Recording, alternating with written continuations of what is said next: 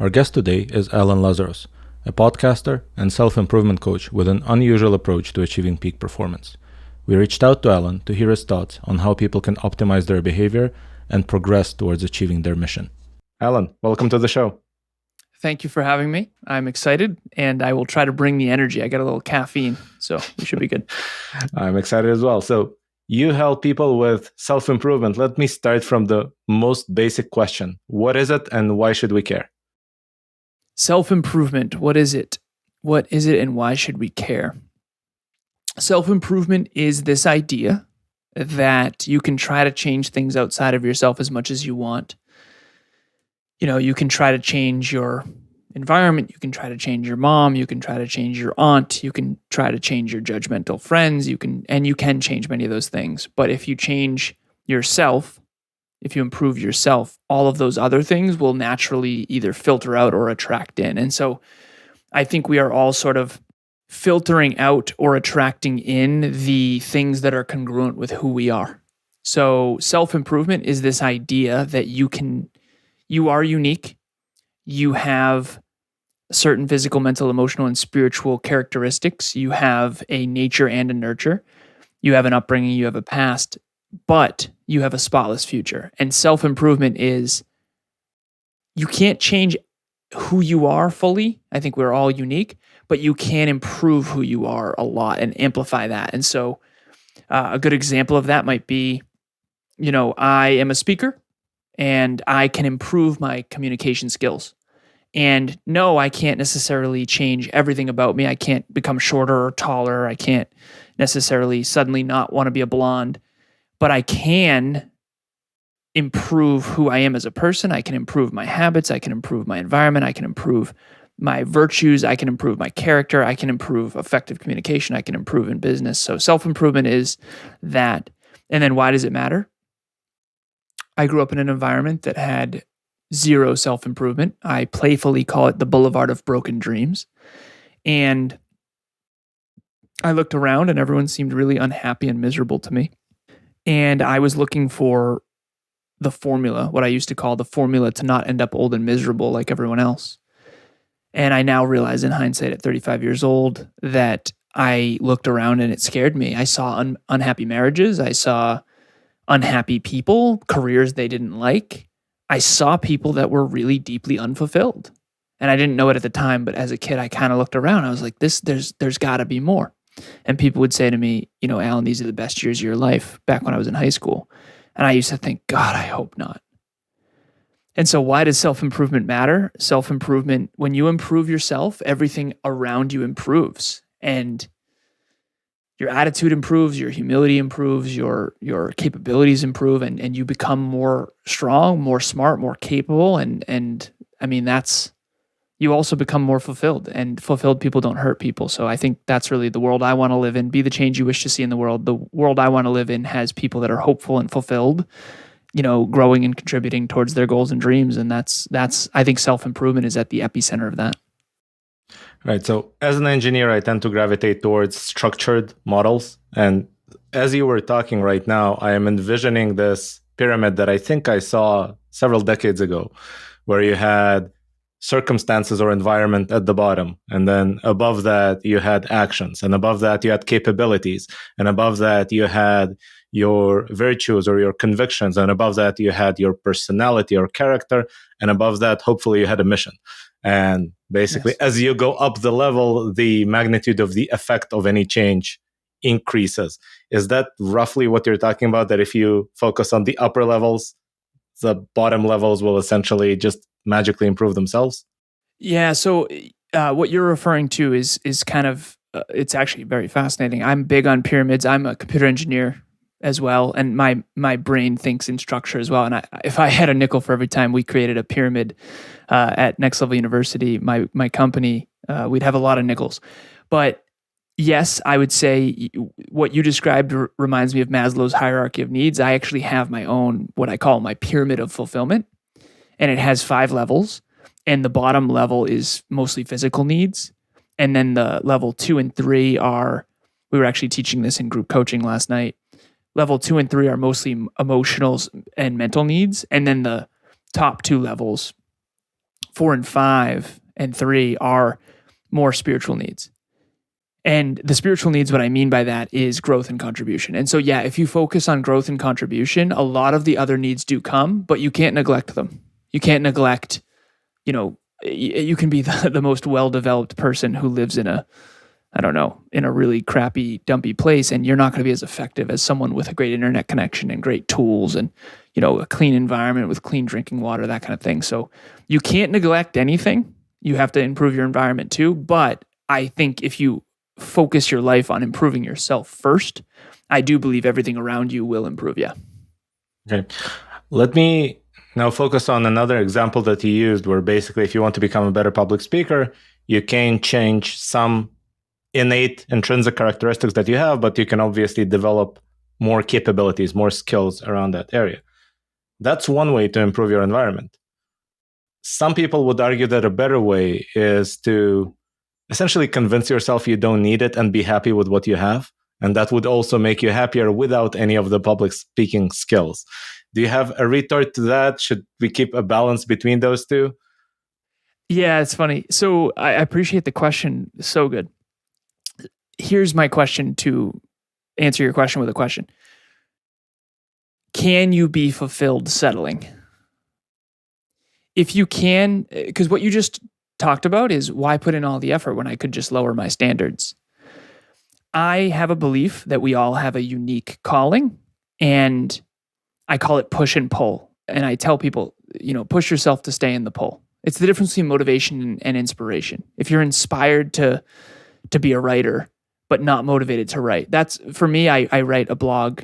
It's called The Next Level Blog. It's on my LinkedIn, and I hate writing. And I can't stand it. I write every single day. In 2023, I couldn't write every day. I struggled. I was inconsistent. And then in 2024, I said, I'm going to write every day. And so I've been writing every single day, and I haven't missed yet in 2024. And it's been a month and a half. And I don't intend on stopping. And I absolutely hate writing. Writing's hard for me. I'm an engineer. Writing never came easy. And people say, why do you put yourself through that? And my only answer is I'm supposed to write. I don't know how to explain it. I feel called to write. One of the reasons underneath that, I think, is it helps me become a more effective communicator. But to answer your question, that's the nihilism versus growth conversation of, well, if you don't want to write, why do you write? The answer is I'm supposed to, and I would be unfulfilled and I would regret it if I didn't. And where does that come from? I don't know. That's a calling, a purpose, a pull, a spiritual knowing, a intuition, a mission.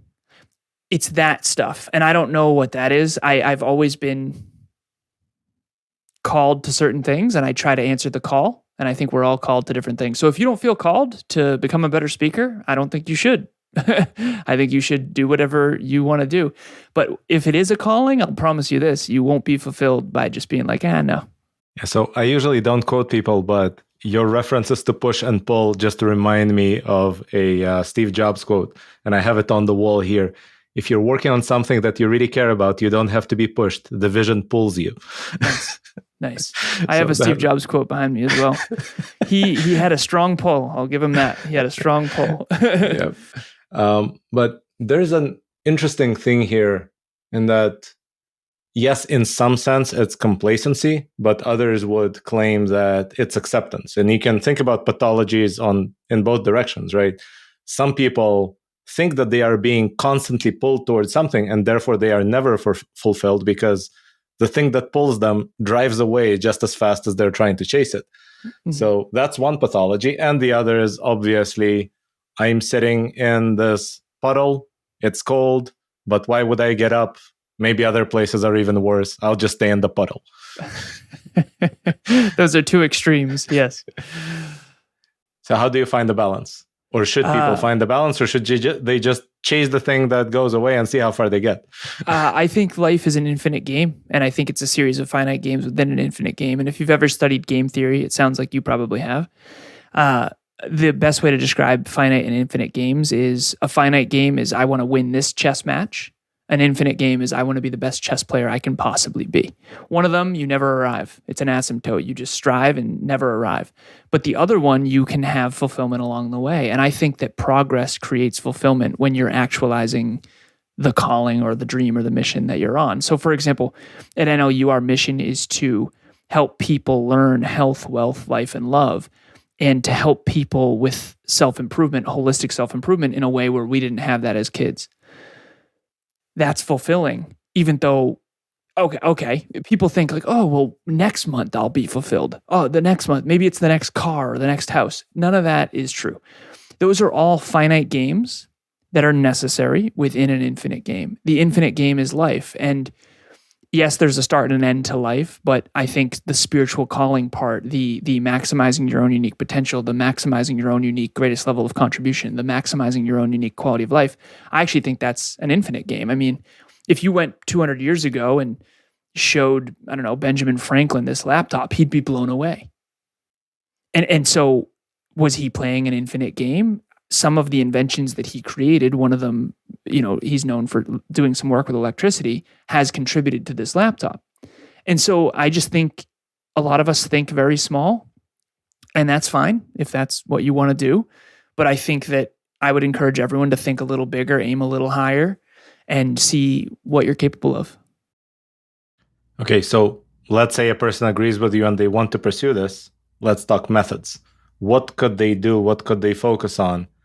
And in some sense, I also want to ask, how would the methods that you're about to propose differ from Tony Robbins or any of the other big self-improvement gurus out there? Because it seems like this space is pretty crowded. So what unique methods would you propose? Yeah. So when you say unique methods, I think there's certain principles, that apply across all. And I think I always say we're all selling ice cream, but we just all have a different flavor. Mm-hmm. But what's different about my methods, I'll answer that first, is I don't think enough people talk about self-belief. And I think even less people talk about self-worth. And I think that great leadership, great coaching, great guidance is really just helping someone increase their level of self-belief and self-worth. Now, the first question that you asked was about... The second one was about how I'm different. The first one was assuming they agree with me, how would they go about that, right? Okay. If I was your coach, anyone who's out there listening, I would first identify, I think of a GPS. A GPS needs a destination location, which you need to know where you want to go. It also needs to know your current whereabouts, your current location, which is self-awareness. So you need to know a goal and you need to know self-awareness, and then it needs to have accurate data of the terrain. Otherwise, you'll drive into a lake. We think we know what we want. We think we know where we are, and we think we have all the accurate data of the terrain, when in reality, we're all driving around aimlessly. And I was too, just less aimlessly than I was before, right? So if I was your coach, I would help you get rid of any ego goals that are not, they're what you think you want, not what you really want, and redirect them to something you're actually called to. I would update your terrain, mountains, roads, highways, lakes, that kind of thing. In other words, I would help you understand the economy. I would help you understand business. I would help you understand how it works and why it works that way. I think there's really 3 understandings that we all need if we want to make good decisions in life. The first one is you have to understand yourself, self-awareness. The second one is you have to understand human beings, physiology, neuroscience, psychology. You have to understand how you work and how human beings work. So that's the first 2. And then the third one is you have to understand how the world works. A lot of people, I remember I had a client once, she said, I just don't have enough self-awareness. And I remember saying, listen, you got to stop. You have so much self-awareness. You're a therapist, you're a clinician, you do all the inner work. You want to know the truth? You want to build a really successful multi-million-dollar business and you don't know anything about business. That's the truth. I walk into a Panera and I'm so excited for my delicious Panera bread food. And I'm thinking, I see their income statement. I see how much they pay each employee. I have the numbers in my head. Now I realize I didn't know this back then, but I know that's unique to me now. Most people just eat their food. So you out there listening need one of 3 things. You either need more self-awareness. And if you think you don't, you definitely do, because people with low self-awareness think they have high self-awareness. That's why they have low self-awareness. which is funny. Or if you have high self-awareness, I know some people with super high self-awareness, they just don't know how the economy works. They don't know how business works. They don't know numbers. They don't know structure and infrastructure and organization and organizational structure, right? So you might need to understand the world and how it works and why it works that way, right? You might need to know finance and how that works. And then the other piece is you might just not have a lot of self-belief or self-worth. In other words, you might believe in yourself, but you might not believe you deserve much. And that usually comes from a terrible childhood. Or you think you deserve things by default with very little effort and 3 easy payments at $39.95, when in reality, you need to work for success. And so the problem with this industry of the self-help, self-improvement, personal growth, personal development is that everyone is giving advice that is not custom.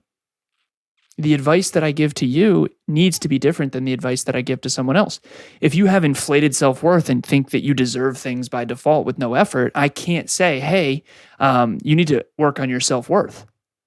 That's the worst idea ever. What I need to say is, honestly, you need to eat some humble pie and realize that you are screwed if you don't start earning it by actually putting in work. You've read the 4-Hour Workweek too many times, right? And then if you have low self-belief and low self-worth, I have to give you a completely different piece of advice. And so that's how I'm different, is it's completely custom. Mm-hmm. And I try to give the whole spectrum instead of the 1 or the 0. Most of the industry is, this is the right way and this is the wrong way. Everyone thinks they're right and everyone's wrong because there's a lot of different nuances based on where you're currently at. For what it's worth, as somebody who immigrated to the US, one of the first things that strikes you is how much unwarranted confidence some people have. It doesn't exist much in the rest of the world, but in the US, it seems like everybody already listened to the gurus that tell them that they are special, they deserve to be happy, they deserve to be millionaires, etc. Right? I'm thinking, wait, why do you deserve it? What have you done exactly? Yeah. I would.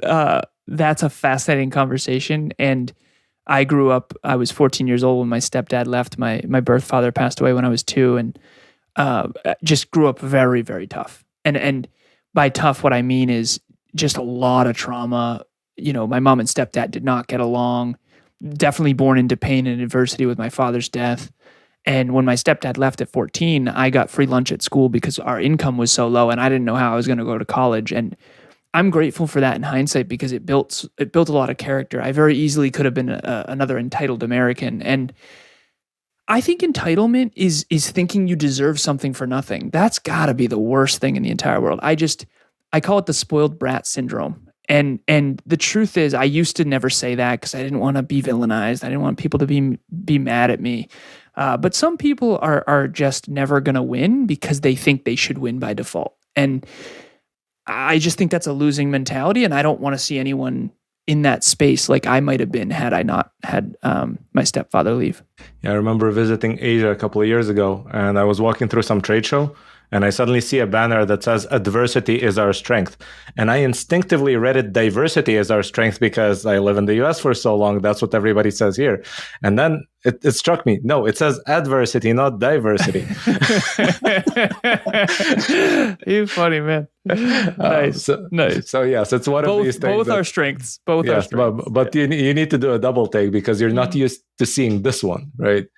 But all right, so I want to address something you said earlier. You talked about the destination, your starting point, the terrain. Let's talk about destination a little bit. Especially after having lived in Silicon Valley for so long, everybody talks about, or at least all the big shots talk about Rene Girard and how we all want what other people want instead of what would actually make us happy, right? Everybody essentially copies other people's desires and doesn't really know which desires are their own, which desires are mimetic, right? How do you tell the difference, or how do you coach people to tell the difference? That's exactly it. And honestly, we all fall for that. Was I destined to be an engineer, and was that really what I want? Or did my mom say, hey, you're good at math and engineers make a lot of money, and AKA I'll give you approval if you do this? I think it was probably both.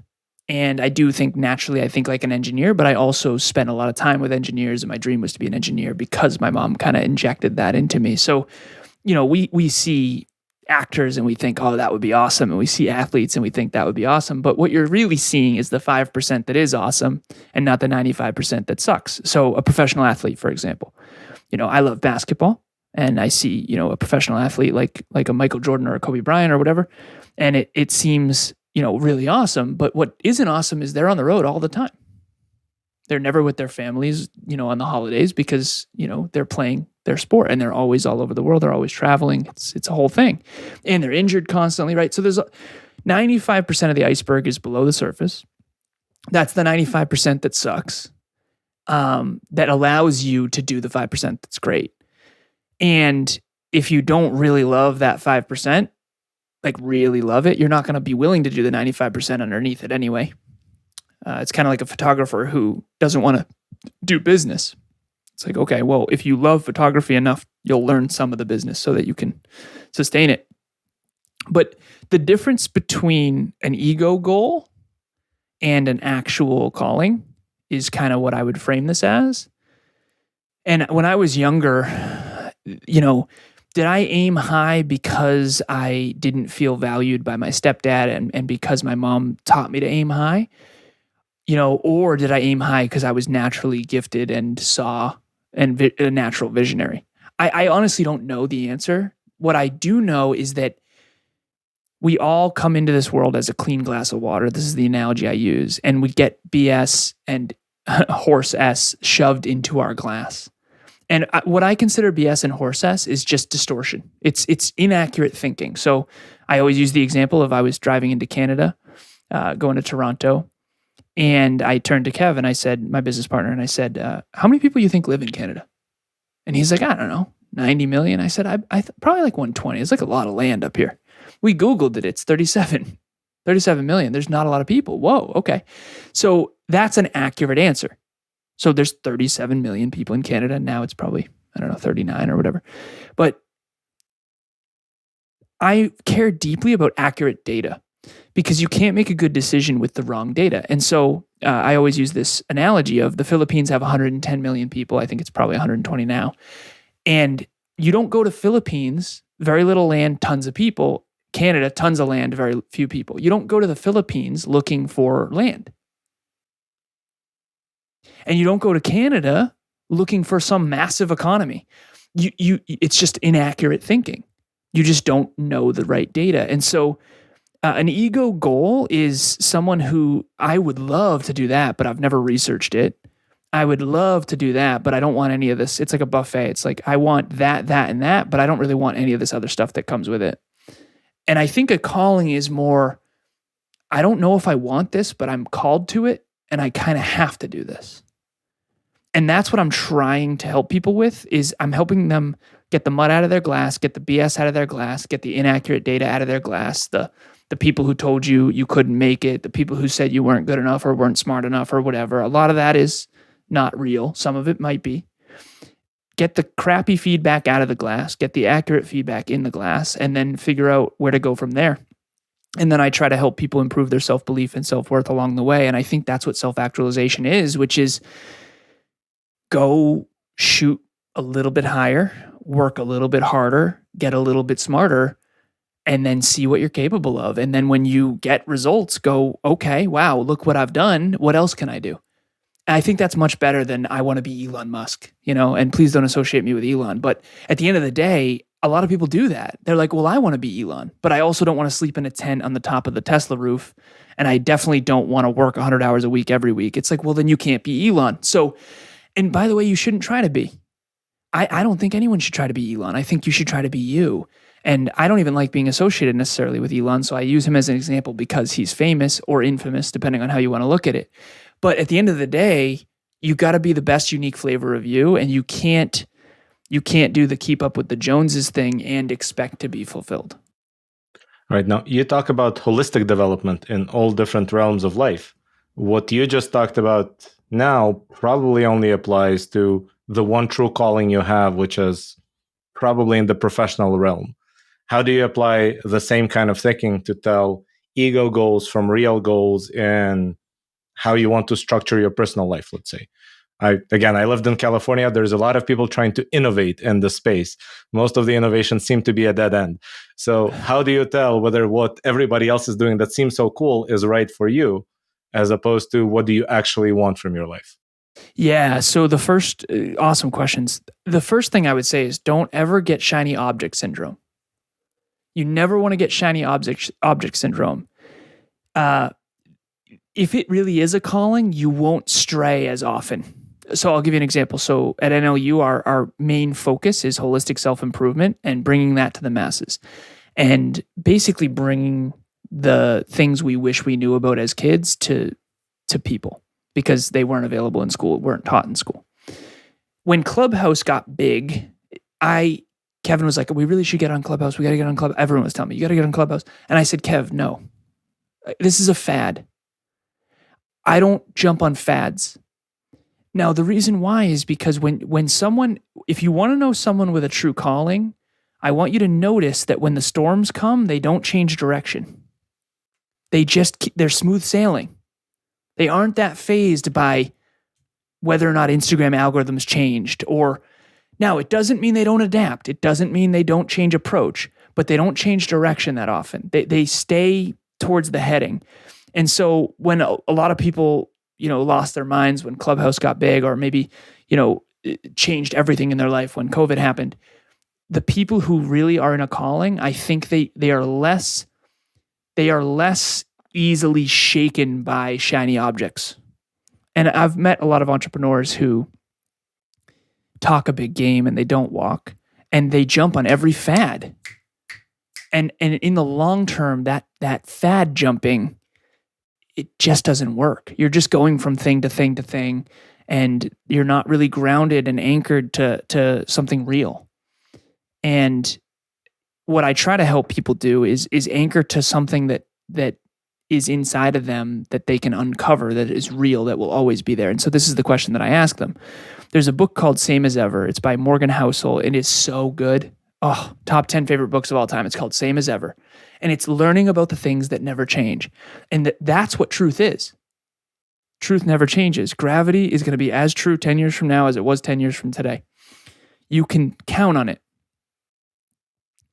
Now, bringing this into the personal life rather than the professional life. What is true about you? What was true about you 10 years ago that you know will be true 10 years from today? That's what you design your life around. Marriage is a great example. I'm not married yet, but I am with my person who I intend to marry. When I first met her and I fell in love with her, that was true. And in 10 years from today, I know that's still going to be true. So whereas in the past, I didn't feel that way. I had past partners where it was like, am I in love? Is this for me? Is this not for me? I don't know. Whereas with her, it's different. It's this is it for me. And I know that. And that's always going to be true. And so you don't want to design your life around things, persons, places, things, and ideas that are semi-true or shiny true or temporarily true. You want to design your life around something that's always true. And one last example, I had a client one time. His name's Bradley, and I still coach him. I've been coaching him for years, and he's in the financial services industry, and he's awesome. He leads a whole team. Good dude. Big fan. But he was trying to work out consistently and lose weight and all that stuff. And we track his weight every day, and I was a fitness coach and all that stuff. And eventually, I just said, Bradley, can you be honest with me? When you're sitting at a barbecue, are you wildly upset at your current physique? Like, does it bother you constantly? Is it like constantly bothering you? And I already knew the answer, right? He's like, nah, not really. I said, Bradley, this bothers me every day. If we were at the lake and I went in a bathing suit, it would just eat at me how much I'm leaving on the table and how out of shape I am. And that's the irony. I'm not actually that out of shape. That's the difference between a calling. And then I asked him the same question in finance. I said, what about finance? He's like, every day. Oh, it bothers me every day. That's a calling. You're supposed to go succeed in finance. Fitness, you're kind of okay with it. It's all good. I'm not saying to let yourself go, but you don't have to try to win bodybuilding competitions, right? And so everyone in your personal and professional life, I think, should be connecting to what's true for you. You can't want to be in shape because Alan's in shape. You have to want to be in shape because every time you see someone in shape, you're envious and you're jealous. And the reason why you're jealous is, I think, the soul's recognition of, I want that too. I want that too, as long as it's not from an ego place. The soul's recognition of, you're capable of that too, and you value that too. If you're jealous of a couple that's deeply in love, that means you're called to find a partner that you can fall deeply in love with. If you're jealous of, me on this podcast right now and how I get to express all this, maybe you're supposed to be a podcaster. Just make sure it's not your ego saying, hey, that would be really cool. That's the difference. One of them is I have to be. The other one is that might be cool. Okay, how do you know the difference? Again, it doesn't sound like that something that you can discern very easily. If you see somebody and you're jealous of their body, how do you know the difference between I'm really called to be in that body or I'd really like to be in that body because girls like it? Yeah. One of them feels like a must. It feels like you have to find a way. The other one feels like that would be really cool to wave a wand and be that. I think. I mean, that's the best way I can describe it. One of them's a calling and it's a pull, and you can't not do it. The other one is like, I think I'm supposed to work out more, so let me try to push myself to work out more, but I never really actually do. Interesting. Since you mentioned bodybuilding and you mentioned giving up opportunities or not straying from the path, Arnold Schwarzenegger actually had this moment in his latest book where he wrote about how right after his 5th Mr. Olympia win, he got an offer from Jack LaLanne that would pay 4 times more than he had ever seen in his entire life. And he just turned it down without thinking because his plan was to do movies, even though he had no idea how he might ever make money in that or if he might even succeed in that. He just couldn't stray from the path. So what if it's 4 times more money than he ever saw? So the fascinating thing about that is Arnold Schwarzenegger has level 10 self-belief, and he doesn't really know that. So his advice is always fascinating to me because it's like he has no clue that not everyone has that. And he also was in his calling. For some reason, he was called to movies, and that was something that it was irrelevant. When you're in your calling, shiny stuff like that is irrelevant. I got offered from investors, $1 million, and my business partner at the time thought I was insane because I was broke and I turned it down. I just said, I don't want anyone's hand in my cookie jar. I said, I've worked too hard to have another boss. And technically customers and clients are bosses now, but you know what I'm saying? And that's what I would say to that is, if you're in your calling, you know it, and this resonates. If you're not, you probably don't know what it feels like to have one, and or you've never been in it, and maybe you just have mud in your glass that you need to work on, and maybe that's therapy or coaching or just listening to podcasts like this. But I don't think Arnold really understands what it's like not to have that pull. And I don't think he really understands what it's like for people who don't have level 10 work ethic and level 10 belief. Because I don't think he ever really doubted that he would eventually get there. And I empathize because I've come to understand now, having coached, 5,000 calls. I've done over 5,000 hour-long sessions with people all over the world now. And I realize now that that's not normal. I mean, my girlfriend, she's the example. I've never met someone who believes in herself more than she does. Almost, I mean, we just surpassed 714 days in a row of exercise. And I say it, I'm like, 714, we're coming up on 2 years. She's like, cool, right? She doesn't, for her, it's not even a big deal. It's wild. For me, that's a big deal. That's awesome.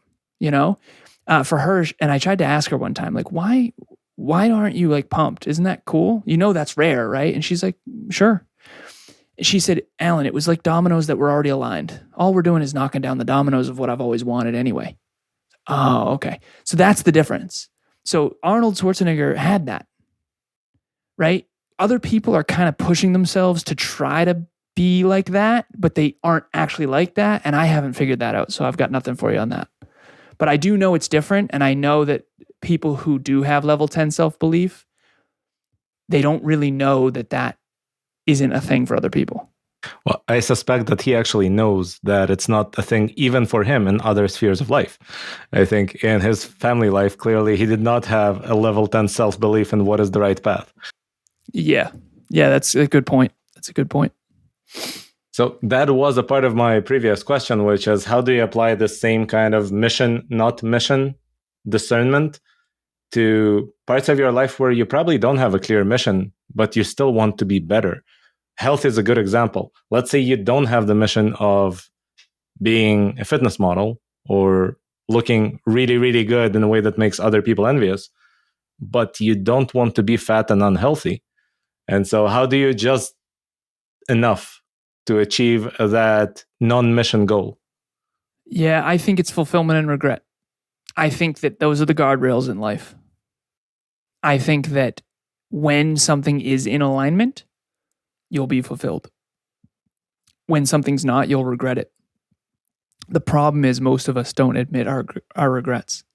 And a lot of us don't admit our regrets till the end. I got in a car accident that had me questioning my mortality because my father passed away when he was 28 in a car accident. And I was 26 at the time, and I was filled with so much regret. And the regrets that I had were actually lessons of all the mistakes that I made that I want to make sure I don't make again. I call it my quarter life crisis. But if you think you're going to regret getting fat, then there's your answer. If you don't think you're going to regret it, I don't know if I have advice for you. It all comes down to what you feel called to. And Arnold had a lot of calling when it came to career and mission. He didn't have very much calling when it came to his personal life. And I think in many ways, he probably will regret that. And so I call it reverse engineering regret. Go to the end of the finish line and ask yourself what you're going to want to be able to say honestly. Like, can I say at the end of my life, I did all I could with all I had? Can you honestly say that? And I told Emilia this, and again, I call her my penguin. Penguins only have one mate for life, so I call her my penguin. She's my person. And I said, I don't want to be at the top of this mountain, not in love. Her and I, it's actually been fascinating. The percentage of people that succeed long-term in marriage is getting smaller and smaller, and the percentage of people that succeed long-term in business is also getting smaller and smaller. And so I decided to do them together. We have a business together. We call it The which is we coach couples on how to have the most magnificent relationships. We have a podcast as well. And there are times when we work together where I say, well, hold up. Can we just, I don't want to end up at the top of this mountain, not in love. Meaning, let's focus on our relationship first and our love first, and then let's grow the business from there. Because I don't want to try to grow the business at the expense of our relationship. Because if that was the case, it wouldn't be worth it for me. All right. As we are nearing the end of the episode, I want to ask you a more general question of what is the one big thing you want people to remember? What is the one big hope you want to give people? What should they come out of this with? The thing that I always come to is a lot of people, say be present, stay present, be in the present. I honestly think that's terrible advice. I think you got to think about your future. I do. I think you gotta contemplate the future you want, and I think you got to connect to it physically, mentally, emotionally, and spiritually. You got to align with it. And then, when you get closer and closer and closer to that future, that horizon that never comes, you learn about yourself in ways you didn't, and then you have to change it because you realize, I didn't really actually want that. And so it's a duality. We're all achieving our way to the unachievable, but that's the best. That's the best.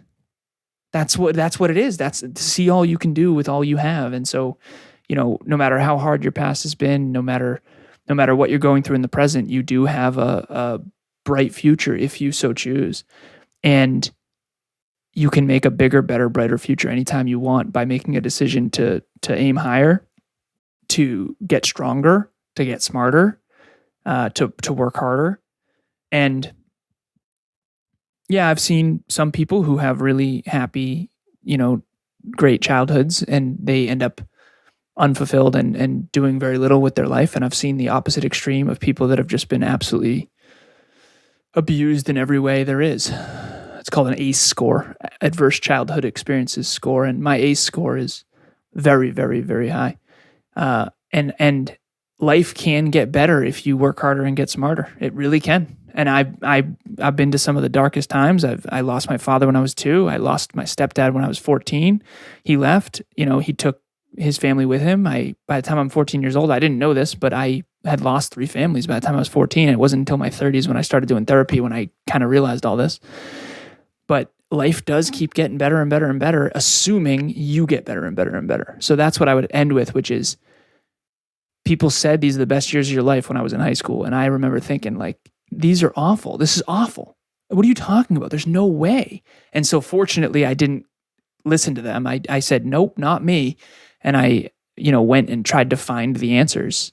There are answers out there. You just got to keep searching. And I do think your life will keep getting better if you keep getting better. And that's the world I want to live in. I want to live in a world where everyone tries to be better every day, and where none of us are perfect, but we can all improve. So that's what I would end with. All right. This is an awesome ending note. I should also note that there seems to be a positive correlation between age and happiness consistently. So as people get older, even if they don't achieve their goal, they learn to be happy with life. That's a fair assessment, yeah. All right, Alan, thank you so much. Appreciate you. Thank you. This was a wonderful conversation. This has been another episode of the Otherweb. Join us next time for more discussions on the internet, information, and everything in between.